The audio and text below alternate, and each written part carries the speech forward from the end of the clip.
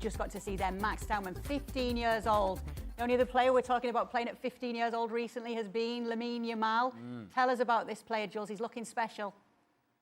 Yeah, very special. I mean, to the point that it feels a bit bad to talk about such a young player, really, and mention his name, but this is how good he is, and he's crazy. And not just today, but we saw him last season for the Arsenal fans who've watched the under-18s or the reserve teams. Although he was only 14, 15, he was still playing 4 years above at times, 5 years above, against people way older than him, and skinning them every single time. I mean, I've seen him grown at the academy. He was a really good player when he was a bit younger, but in the last 2 years, he's grown in size already because he's 15, but he's 6 foot already. But also in terms of his influence on the game, that left foot, the fact that the ball is glued to his feet, and even in decision making, he's getting better and better. There was a time in some youth teams where maybe he was dribbling a little bit too much because things were too easy for him. Now, and we saw that certainly today, where he knows exactly when to stop the dribbling, when to pass. His awareness all around is great. His passing, even in 1 touch, 2 touches, is very good. And he needs to keep growing, but he won't be able to play until he's 16, obviously, with the first team in an official game, and that will come in December. There's also obviously talk around his new contract, but he's an incredible talent. Jules, has there been any talk about whether we may see him in the Premier League in the upcoming season then? Yeah, I think that's very much the plan. He's part of the first team squad now. He will be given a number, I believe, and then until he's 16, as we said, until not before December for sure. And then after that, it will be down to Mikel Arteta, who we know because we saw that with Ethan Nwaneri, who started with the first team, made his debut at 16 away at Brentford a couple of years ago. That it's very much something that Mikel Arteta can do, will do, has done before, is happy to do. If the player is good enough, then there's no age. You know, as Kylian Mbappé used to say, if you're good enough, you're old enough. There's no problem whether you're 16, 17 or 18. So I really expect, if everything goes well, that we would see him in the second half of the season.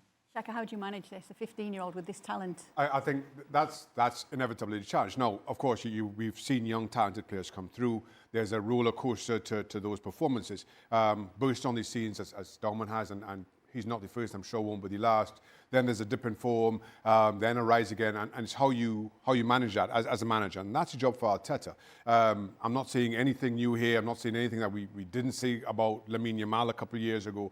How you manage those ups and downs, how you manage some of the disappointments in the league, and how you encourage that player to continue to play naturally as he sees it, but while at the same time appreciating everything that's around you. Because in pre-season is one thing, in the Premier League, in games that matters, it's a completely different, it's a different learning curve.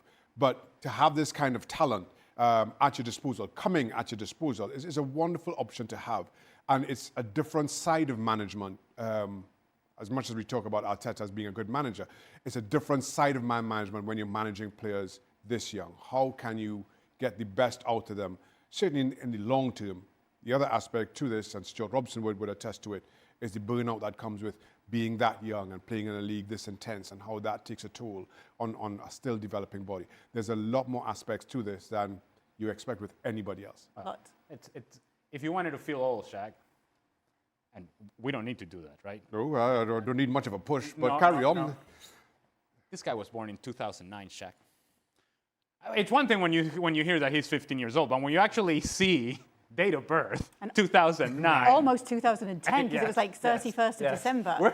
We're talking about the World Cup 2010 in South Africa, Shaq. And we talk about these things as if it was yesterday, and it was yesterday, which brings me to the second point. It's funny to hear Jules talking about Max Dowman. Well, you know, when he was in the youth teams, he was dribbling too much. Well, the youth team was what? A year ago? 2 years ago? It's ridiculous. It really is to see a kid, he is a kid, to come out and play as well as he has and as he did, particularly in this game.